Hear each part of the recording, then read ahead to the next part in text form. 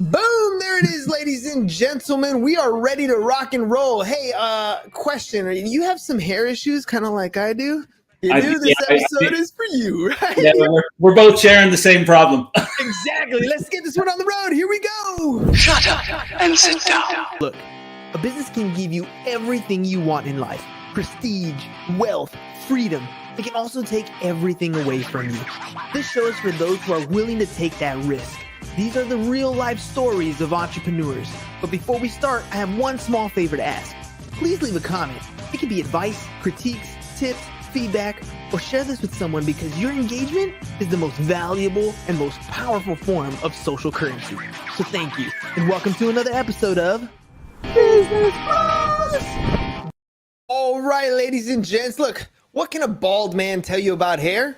He'll tell you how much he wished he had it. As for other hair professionals, they have different reasons for entering this hair industry. For example, after his wife contracted chemical poisoning while working as a hair technician, Mr. Howard Margolin knew that it was time for major change in the hair industry. He had a vision of a superior line of hair products that could be used to complete peace of mind, and knew that his calling was to develop it.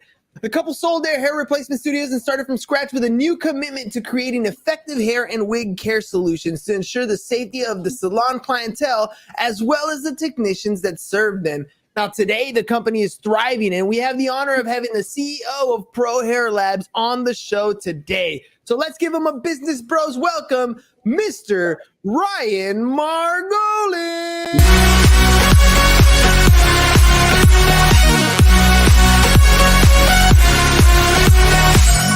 Ryan, welcome to the program, man. Oh, thanks a lot, Hernan. I'm excited to be here, and I'm looking forward to having a chat.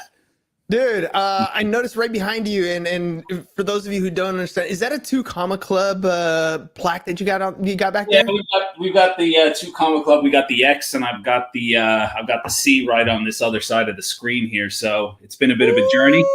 All right, I'm definitely going to ask that. Mr. ClickFunnels over here. All right, let's rock and roll this thing. All right, I'm going to start off with the very beginning. I mean, yours is unique, but why are you doing this? Why are you doing this? Because I want to know.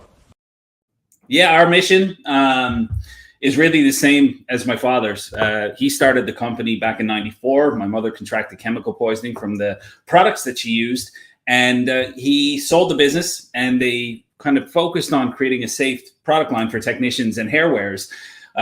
Fast forward to 2009, I joined the company. 2 years after that, my brother Daryl. 2 years after that, my brother David. And we carried on that mission. And what we realized is that the industry as a whole was missing some really simple but key things that could make everything just that much better. So we took the same principles and methodologies of the safety first promise that we make to our customers, and we rolled it out to a wider range of the cosmetic industry. So where we were initially focused on the non-surgical hair replacement industry, we've now expanded into a wider range of cosmetics, hair care, body care, skin care, tanning, you name it, we do it. So it's been a really interesting journey over the last 10 years that's led us to where we're at. Dude, it's an amazing road. Like any business that kind of grows and then blows up. I mean, you have multiple products. Where did you first start, right? I mean, at the very beginning, there's always something that you have to just focus your attention on. So your pops, your mom, they focus their attention on one product. Tell me that little bit of journey for that product, and then how did it catapult you to where you are today? Yeah, so it started from the adhesive that was being used to attach the hair units to the scalp. So they were all solvent-based. For 40 plus years, some of the most common and most popular products were all solvent-based. So they'd be cut with agents such as toluene, xylene, hexane. They're all derivatives of gasoline, and people were putting these on the skin. Technicians were using them in not very well ventilated areas, but even when they were well ventilated, they would end up having health problems long-term. So naturally, the focus was to create a non-toxic water-based solution, which didn't contain any of those chemicals, didn't contain any of those solvent bases, and to revolutionize, I suppose, the whole application process. And that's what we ended up doing. It took quite a while to get there. You know, the company from say 94 up till about 2008, 2009, it was fluctuating, you know, low six figures, 250 to 280K a year. And with some simple changes, we kind of stripped everything back, rebuilt the brand, the messaging. We had the product, we knew it, but we just hadn't really truly validated it in the industry yet. And in 2009, we changed everything and we revolutionized it with the new product we launched to market. And that's where we knew the water-based solution was 100% the way to go and the future of the industry, which it's proven right, because now not only is our brand, knocked off in, coming out of China and other countries, but there's a lot more competition in the marketplace now because of the way we started that. The 1 to 2 million marker that businesses hit, and I hear this over and over with entrepreneurs. They get to this about $1 million to $2 million in annual revenue, and they plateau. And they get stuck at that point for a long period of time. I talk about it with my own insurance agency. I'm in that same boat, trying to figure out what is that next thing that's going to catapult me. So you guys figured the solution. You're diving in. You said about 2009 things change. You got the 2 Comma Club behind you. So, there's something that happened. Walk me through that next steep rise when you guys finally figured it out. What's it like to kind of see the clarity, and what clarity was that for you? So the clarity was the simple solutions. I'm a firm believer in that the simplest solution is always the most effective. And I think it came down to a few key things for us. Number one, don't be afraid to ask and reach out for help when you're navigating waters that are unfamiliar to you. Number two, personal development is an absolute must. And number three, talking to your clients and making sure that you're getting on the phones and understanding what their pain points are, what their challenges are, so you can create effective solutions, whether it's a service or a product. We're only in products, but I mean, you talk about coaches and consultants. How are you really supposed to know what problem you're going to fix without talking to the people who you're trying to fix them for? So once we started to bring all of that together, like for example, in 2009, we changed 3 key things: branding, messaging, and we actually did a direct mail campaign. I spent 3 months manually building a list of all the hair replacement centers in the United States. We split it up into 3 groups and we mailed it out at different times. And within 18 months, we tripled revenue of the company. So it was a really simple, effective solution. And anyone who tells me direct mail is dead, it's not true. I think it's a key part of an overall marketing strategy, but there's no reason that you shouldn't be doing it. Obviously, depending on the industry you're in, but it's definitely not dead. So when we realized that, and then we ended up breaking the 7-figure mark, it became about the importance of processes, because what happens is things start to break. Communication channels start to fall apart and people don't know where they're going. So solutions and processes are key. When you start moving into the deeper 7 figures, that's when you as a person really start to feel the pain of having to change and deal with parts of yourself that you didn't really know you had to deal with. And it hurts and it's scary. But if you're not willing to do that, you can't be the leader that you need to be for other people to nurture them to achieve their own goals and help you with your company to move forward. So it's just a constant journey. You mentioned that it's family business. Mom and dad started it. You and the bros came in a little bit later. Walk me through what it's like being in a family as an entrepreneurial family, especially early on, where you're talking about you weren't able to break, 250, 300,000 a year. The business is trying to get off the ground. What's it like at home for you and your brothers watching your parents build this, and how'd you get inspired to become part of it? So it was a bit different for us because my parents separated after many years. So we were kind of living in different places. But the one key thing that remained consistent was our communication in terms of, we always used to talk to each other. Now, I think that carried through for us because as a family business, watching the ups and downs of your parents in business, sometimes it's good, sometimes it's bad, sometimes there's struggles. And as much as you try to ignore it or they try to keep you away from it, you see it. You're a kid, you're a teenager, you're a young adult, you're absorbing it all. But I think all of that kind of molded who we were, and it allowed us to address the parts in ourselves that we knew were key, which in my opinion, when you're working in a family business especially, I think 2 things are key: communications and having empathy, because you need to be able to put yourself in the shoes of someone else in order to understand another perspective, even if you don't stay there too long. It could be 30 seconds, it could be 60 seconds, it could be an hour, it doesn't matter. But having that ability to just look at it from the other side, even for a moment, is vitally important. And what was it like transitioning in? So now you come in, it's one thing to see it from the outside, to watch, your parents go through the ups and downs, but then you take the reins, right? Now you're in control of the ship. Now you're the one dealing with the ups and downs. What was that transition like? Maybe like within the organization itself, was it like, oh, okay, yeah, of course the son's going to come in and be the CEO? Like, was it like that? Or did you have like a good culture that kind of accepted it? Yeah, no, it wasn't like that at all. Actually, myself and my two brothers, we had to have really honest conversations with each other and just say, listen, we've all got some really great attributes, and then we've got things that we're just not that good at. But I think when we got through everything and we realized what we were strong at and what we were not so strong at, it kind of let everything fall into place. You know, sometimes people don't want the responsibility of certain things. Sometimes people don't want to be a captain of a ship. Sometimes people don't want to be the guy speaking to people all the time. I think it's about just realizing where your strong points are and letting that sit in, because ultimately, if you always have to do the things you don't want to do to improve yourself. But at the end of the day, what you're doing on a daily basis is also very important. So you have to be honest enough with yourself to say, listen, I can improve in this area, but really, do I want to be there every single day doing that thing? And once you ask yourself that question and you get honest with yourself, I think that answers it for you. Yeah, it totally does. Self-awareness, the most difficult thing to figure out, right? Like, we think we know ourselves, but we really don't until you get down to that nitty gritty.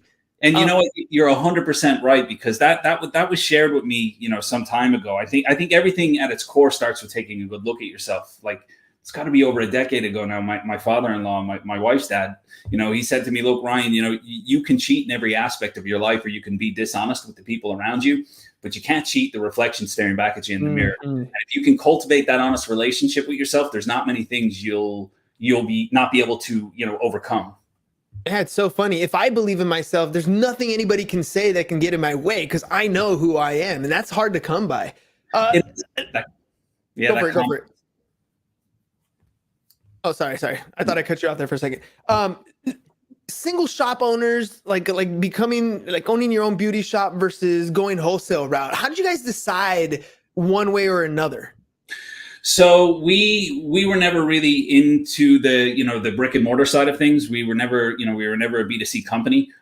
We were always very good at, creating products and moving volumes. That's just the environment that I grew up in. My parents did have a hair replacement studio, so I did see the retail side, but I also know the reality of how much that can consume you and requires your time. So we had conversations. Okay, look, we have a very strong B2B base. Do we move into the B2C? But what we decided to do instead was really focus our attention on the education on the B2C side of things. And in turn, that demand that was created fell over into the B2B. So we built better, distribution relationships. We built better wholesale relationships. And we also built better kind of ambassador relationships for people who really, truly wanted to be a part of what we do. And they wanted to be on that journey with us. It's incredible how when you finally figure out your own vision of where you want to go with the company, you know exactly who you're talking to, things kind of start to fall in place. So I'm assuming you had two different types of clientele. One was who you were designing the product for, and then the other was who you're actually going to sell it to, right? So walk me through that process. Yeah, so ultimately, we didn't actually really think about that process too much after the fact that we realized that, look, after we experienced what we did with my mother for many years, we didn't really think any further past that, because it was really the only motivation that we needed. We saw what she went through, and we wanted to make sure that we would do our absolute best, that no one would ever have to go through that again. So that kind of made that decision for us. Once we were like, look, this situation here on the left that we grew up looking at, is definitely the sole reason that we want to make sure that we're making the biggest impact. And how do you make the biggest impact? Well, you have to move volumes of product. So that really dictated our move into just solely focusing on the B2B side of things. When people talk about creating volume, I had literally somebody on the show yesterday who's bringing a product to market. Some of the issues that you come up with come in production and shipping and getting products out there. What kind of problems did you run into when you started mass producing or like volume started to come in? Volume is a great problem to have, but it can also be a problem. What kind of issues did you have during that phase? Resource automation, damages, just not having the knowledge to get things to the customer the way they needed to be. So there was a very rocky period. For example, there was a time where we invested our everything into a company that was automating our production line, and they completely let us down. So we lost about a year, and really we tried to analyzed the type of sales we lost from the amount of customers we let down, and we just simply couldn't. It was a huge loss for us, but we got over that in the end. So what we did is we focused on where our main problems were. So we knew we didn't have enough resources. We hired more people to do the manual packing and the manual filling. We didn't have the correct packaging. We went to a packaging specialist who came in, helped us build all our inner packs, our master packs, our palletization, all of that. Thirdly, then what we did is we actually brought someone in to tell us, how to effectively build our communication channels internally, which eventually pointed outwards to make sure that the customers were getting the information. So it was really a step-by-step process, but we made so many mistakes along the way. And, look, even when we hired people to come in and help us with it, we still made the mistakes. We tried to speed it up as much as we could, but ultimately you'll never fully avoid that failure part, because, to me, failure is a beautiful thing. It provides us with an opportunity to recognize the opportunities for success. So we have to be willing to take that. Yeah, the risk is there, right? Let's talk about 2009. You start to take over the company. Around the same time, we got smartphones coming out. We got social media starting to take off, right? That's the next phase in life. How did that affect your business?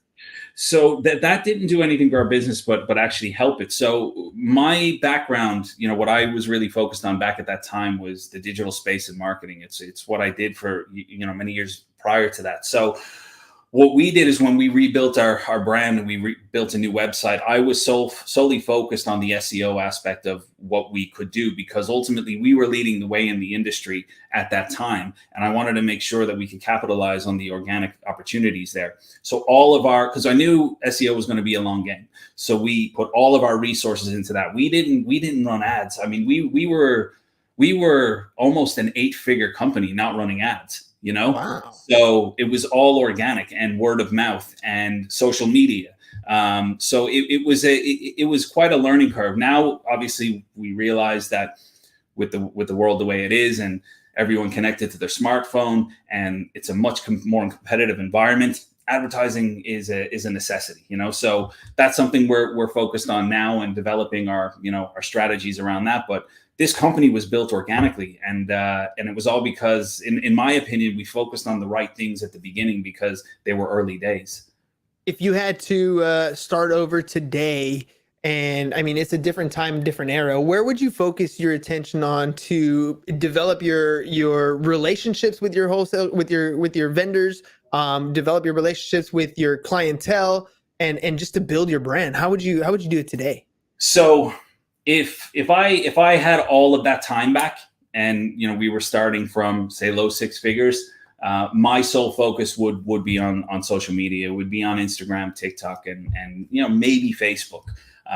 But because look, at the end of the day, this generation and the individuals who are wearing hair, whether it's for hereditary means or for whether they've lost their hair from a hereditary a path, or whether they just want to change their color of their hair for leisure, they're all hanging out online, and they're very open, and they're very free with the information they share. So if I had all that time back, that's where I'd be investing my time. And also, I would be running ads immediately. That I don't think there's any way around it. Tell me about your experience with Mr. Russell Brunson back there with the click funnels. How, why that versus go high level? What did you learn? Why was that so important for you? Yeah, so actually I was introduced to ClickFunnels by a good friend of mine, Stephen Summers, his name was, and he said, "Listen, I'm using this software. It's so easy to make landing pages." And at that time, I was rolling out landing pages like the back of my hand. And what I realized is that we had so many moving parts, and I was like, it's just too much to manage. We ended up moving 15 or 20 different landing pages right back down to one. And we focused on a survey funnel. So that was my journey with ClickFunnels. It was just a really simple, easy way. You can connect the domain, you can connect the subdomain, and you could just get it up, and there's no problems. You'd have a landing page up and created within a matter of 30 minutes. And that to me was a beautiful thing. We still use it, and it's our full lead gen. We have one page where it's a simple name, phone number, email. They go to a quick survey funnel where they tell us what type of account they are. They tell us where they're located in the world, and it drives them straight to an application form. They fill out the application form and you're in. So we get all of the information. We're on the phone straight away. We're nurturing the lead. We're closing the sale, and we're then building business with them. It's been, I guess, what, 90, you said 94 is when you started? So, yeah. I mean, we're rounding over. 94 is when the company started. I joined in 2009. So we started using ClickFunnels, I think it was 2015 or 16. So it was quite some time ago. It could have even been 17. I could be wrong. All right. Well, that's almost 25-ish years, somewhere around there. At least a decade and a half that you've been in the business. Yeah. You've come a long way. Where do you see the company going in the future? So our future, to me, it's very clear. We're totally focused on expanding our operations. So we have 2 locations. We have one in Florida. We have one in Ireland, where I'm located at the moment. We're expanding we have a 17,500 square foot warehousing and office facility in Florida. We're doubling that at the moment. We're expanding our operations. We have a 10,000 square foot manufacturing facility in Ireland, but that's by the end of the year expanding to 50,000. We're taking the same principles and methodologies that we've used to develop this, industry leading product line, and we're going to roll it out into a wider range of cosmetics, because ultimately we know we have the certifications, we have the knowledge, we have a great team, and we know we have something to give back and to contribute, and that's exactly where we're going. So our aim in 5 years, we're going to be that $100 million dollar company, and that's where we want to be. That's what our goal is, and not because of the money.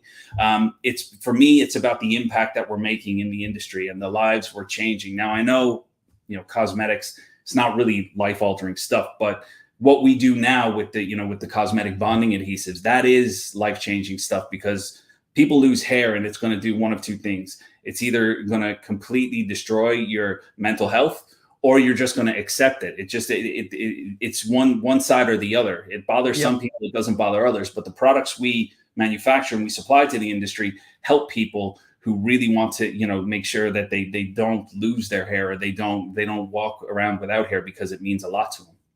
Oh yeah. I mean, for me, you and I think we just kind of accept it. It's the way it is. But I got family members that have hair falling out, and female family members where their hair's thinning out. It means so much more to them. They're just the way they show up to a situation, whether they're smiling or whether they're hiding. Like, you are definitely changing lives. Cosmetics is huge. It's the confidence builder. It is. And I do, it is a confidence builder, and that comes down from moisturizers all the way through, like, even for example, what you were saying there, about the hair loss, we're always pushing the boundaries of cosmetic innovation. Like we're just finalizing a formula for a hair serum that we've already proven over 8 weeks can massively stimulate hair growth for individuals who don't want to wear wigs. And this is something that we've been working on for a long time.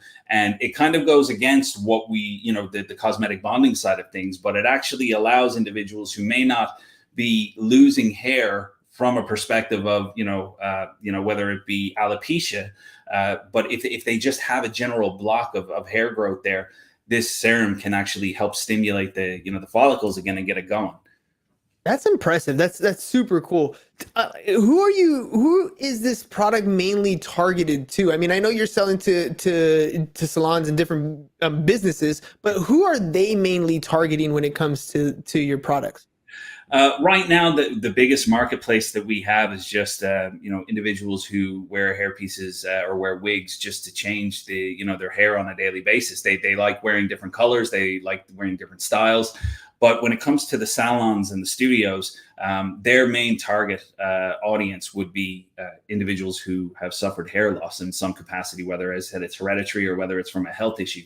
So those are people who go in and they actually have the full application. The hair unit is placed onto their scalp for about 4 weeks, and then they come back, it's cleaned, their scalp is prepped again, and it's reattached.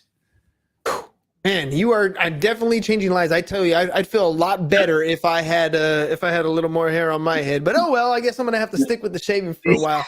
Right? It is what it is. All right, Ryan, like if people want to find out more, maybe their hair salons, I know I've had former students in my classes that are in the hair space, literally, I mean, building their followings on Instagram, building up their clientele, dealing with wigs, dealing with people like that. How do they, what's the process like to be a part of Pro Hair Labs? It's really simple. So, when somebody contacts us, it falls into, one of three brackets. They're either contacting us to carry our product line, or they want to buy our products for use in their salon or at home.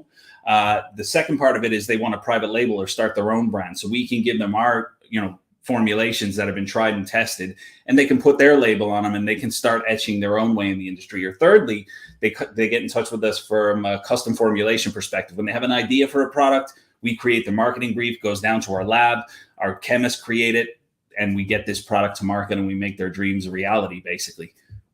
So you even offer that white label services, which is really cool. That's amazing. How you think the majority of the people are doing white labeling, trying to build their own?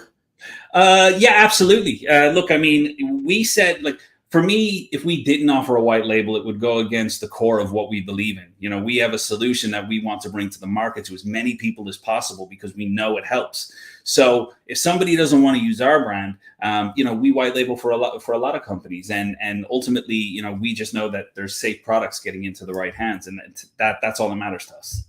At the end of the day, that's what it is: distribution of that product. Man, you guys have done such a tremendous job. All right, I want to make sure I give you some time here towards the end.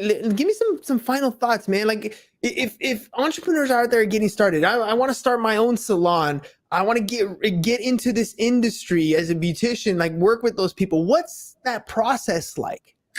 Well, it depends on what side that you want to fall into. I mean, if you want to open just a hair studio, look, you just have to start it from the ground up. Really, it's about finding a location, making sure that you get your certifications, making sure that you're qualified, and then you just start, doing what everyone does, starting from ground zero, getting on social media, letting people know where you are, who you are, and what you do. Because ultimately, at the end of the day, there's a million other people screaming the same thing. So if you don't at least start there, you're never going to progress. I do think, it is vitally important as you go through starting a business or any type of venture. The one key thing you can't do is look for that outward approval, because it's the quickest way to disappointment. People at their core will not believe in you until you've already achieved a certain level of success or notoriety.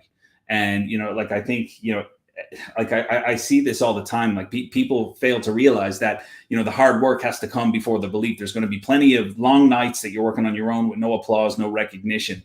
And when times get tough, which they ultimately will, you've only got yourself to turn to. So, just keep going, because if you believe that's what you're meant to be doing, don't worry about what somebody else is telling you, because they're just projecting their own fears, thoughts, whatever it may be on you. Just keep going. If you want to fall into the hair replacement side of things, like there's hair studios that are salons that offer that service as well. What you really need to do is you need to find a good hair supplier. You need to find a good manufacturing partner or a good brand to work with, which is why we always say, look, we're at least the very first people you should talk to, because we're not just buying product in and reselling it. We actually make it. We know the product intimately. We have a 7-step process we've proven over 20 years is the most effective. And why wouldn't you at least start the conversation with us? So that's the way I would kind of position your start in the beauty industry or the hair industry. Ryan, leading a company is not the easiest thing to do. It's insanely difficult to lead people, because they all have different ways of doing things, different ways of thinking, different ways of being motivated. How do you feel you've developed as a leader over your tenure? I think I'm doing okay. I make mistakes all the time, but I'm not afraid to go there with myself. I'm not afraid to address those parts. And I think for me, the key thing was about learning how to have an open mind. I mean, I think it's our job to kind of, not to sound, all soft and everything, but we need to go through life, with an open heart and an open mind. And we can never really dismiss how big of an impact a person or a situation can have on forming or shaping the foundational part of our journey. Because at the end of the day, our experiences are our own, and they're unequivocally our own. There's nobody else that has had the exact same experience as I or you, and you need to understand that. And there's a lot of things that are going to happen in your life that may not be your fault, but they are 100% your responsibility. And I think understanding that as a leader is probably the biggest thing that you can accept. You need to accept the fact that there's going to be so many things that you have no control over, but how you respond to them is all up to you. Ooh, responsibility, your ability to respond to any particular situation. That's really what it comes down to. Ryan, you have been getting your message out. You've probably been on TV a number of different times. You've been on a number of different podcasts. We love our video testimonials. What was your experience like on the Business Bros? I have to say, full of energy. It's been absolutely phenomenal. And it's great to connect with individuals who, share a passion for either leadership or personal development or journeys. So getting in on this podcast was amazing because I felt it the whole way through. Perfect, man. Well, one last thing, dude. I know we already said it, but if people want to get a hold of you, how can we do that? Yeah. So you can either get in touch with us through any of the social media channels, Facebook, TikTok, Instagram. My main hangout is LinkedIn. I'm also on Instagram as well, or our website is prohairlabs.com. So it doesn't matter the channel. It'll get to one of us somehow. Perfect. All right, man. That's it. Ladies and gents, look, I know hair problems exist, but hair solutions exist as well. So if you're interested in getting involved, of course, the alarm goes off at this last little moment. Make sure you guys check it out. Prohairlabs.com, prohairlabs.com. Ryan, thank you again for being a part of the program. Ladies and gentlemen, we will catch you guys on the next one. Peace. And we're out. It's over. Go home. Is your business in need of marketing? Try starting a podcast. But not just any podcast. Podcast like a pro. We can show you how to take your business from being invisible to becoming a brand people trust. Go to www.businessbros.biz